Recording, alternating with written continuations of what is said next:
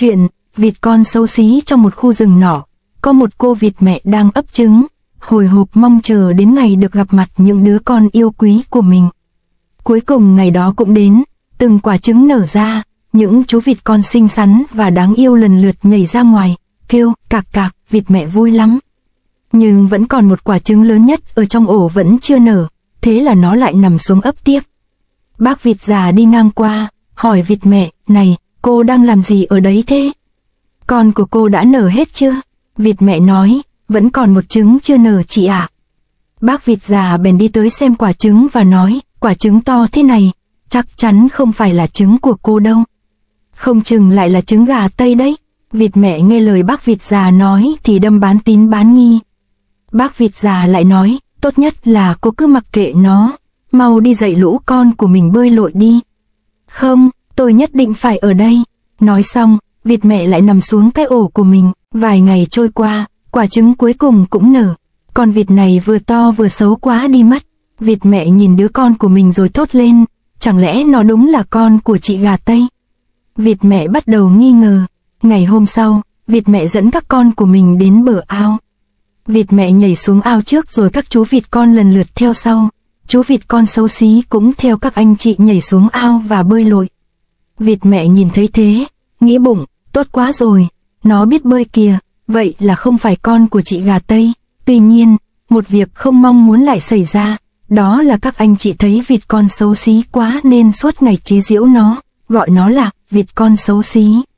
Vịt con luôn bị anh chị bắt nạt, cứ nhìn thấy nó ở đâu là chúng lại đuổi đánh, mổ nó tới tấp. Ngay cả cô bé chủ nhà thường cho vịt ăn nhìn thấy vịt con xấu xí cũng đá nó sang một bên chỉ vì nó xấu xí quá.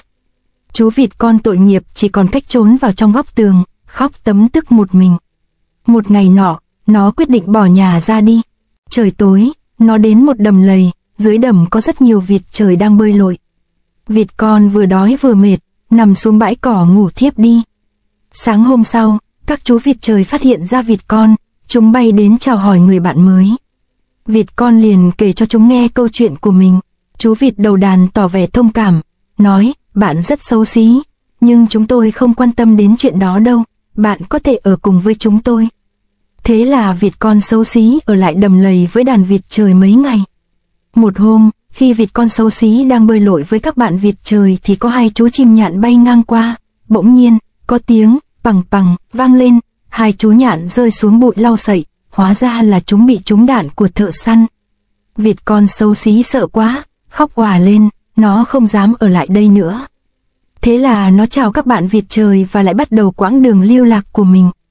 Chập tối, nó nhìn thấy một ngôi nhà nhỏ, trong nhà chỉ có một bà lão sống cùng với một chú mèo con và một chị gà mái. Bà ơi, cháu có thể ở lại nhà bà không ạ?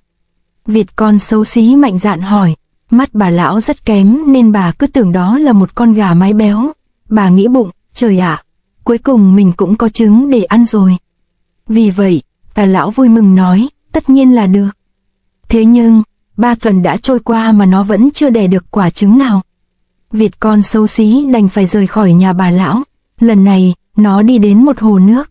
Khi mặt trời vừa mới ló dạng, có một bầy thiên nga xinh đẹp từ khu rừng nhỏ gần đó bay đến. Vịt con thốt lên, trời, đây là chim gì thế nhỉ? Đẹp quá, mình chưa bao giờ được nhìn thấy loài chim nào đẹp đến thế. Nó thầm nghĩ, nếu một ngày nào đó, mình cũng trở nên xinh đẹp như thế thì thật là tuyệt biết bao. Một lúc sau, bầy thiên nga bay đi mất, không bao lâu sau, mùa đông đã tới, nước trong hồ lạnh cắt da cắt thịt, vịt con chỉ còn cách bơi qua bơi lại liên tục để không bị lạnh cóng. Một hôm, nó tìm thấy một đống cỏ khô và trốn ở trong đó suốt cả mùa đông. Cuối cùng, mùa xuân cũng tới, những tia nắng ấm áp chiếu rọi xuống mặt đất. Những chú chim sơn ca bắt đầu cất tiếng hót líu lo chào mùa xuân. Bấy giờ, vịt con xấu xí lại nhìn thấy có 3 chú chim thiên nga bay tới. Nó mừng rỡ giang đôi cánh và đập thật mạnh xuống đất. Bỗng nhiên, nó cảm thấy đôi cánh của mình khỏe hơn lúc trước rất nhiều. Thế nhưng những chú thiên nga đã bay xa lắm rồi.